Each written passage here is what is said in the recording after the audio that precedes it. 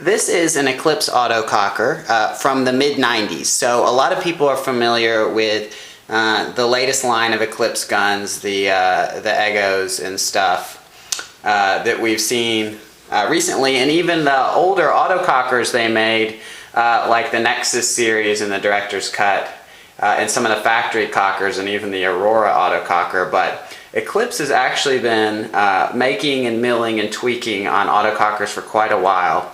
And this one, I believe, is from around 1995. So the stuff that probably jumps out at you first of all is the color and the old school splash anodizing, which looks real similar to some of the stuff on Evolution autocockers. And I think the fact is that Bell, Sal's, and Eclipse actually work pretty closely together on stuff.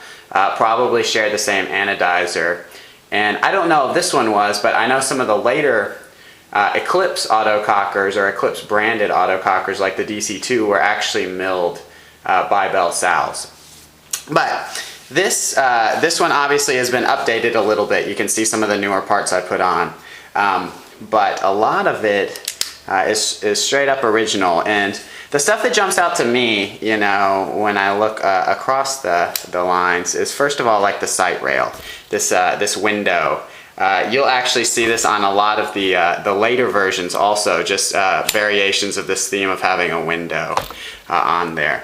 The other thing is these cuts in the bolt tube that go all the way through, and then matching cuts down in the lower tube which don't go through. And if you pull the bolt out, you can see that they actually go straight through the body, which I think looks pretty cool. Again, attention to detail. You know, all these high-end cockers had cool stuff like, let's see if we can get that in focus, like the milling on the cocking knob. This is another one that had the pot metal frame with black paint on it, so it wasn't match anodized. And one thing you can tell about some of the older cockers from the mid-90s or so, even the customs, the vertical adapter was made of a different grade of aluminum. So you'll find that the vertical adapter compared to the rest of the body and stuff looks really washed out with the anodizing. But it is what it is, and that's just how it was back then. And we've been fortunate since then that in later years War Games upgraded the quality of the metal for both the grip frame and the vertical adapter, and the front block, I think, in some instances. As far as the Eclipse goes, it actually uses a standard Cooper T style ball detent, so not like the wire that Bell Sal's used, or that little like swing arm that Pro Team products used.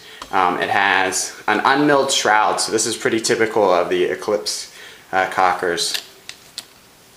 And then again, looking at this side, and the only other thing I'll add is this is the stock bolt. So you can generally tell by the stock bolt, which has this Evolution style like diffuser bolt, and then like a hexagon cut pattern to it. And actually it's pretty much hollow all the way through, so it doesn't even have like the retaining pin type setup you see on almost all later bolts. So that's about it. And it, you know, stuff like this was, I guess, trick back in 1995, having the hammer adjustment lug hole there, stuff like that. So that's it.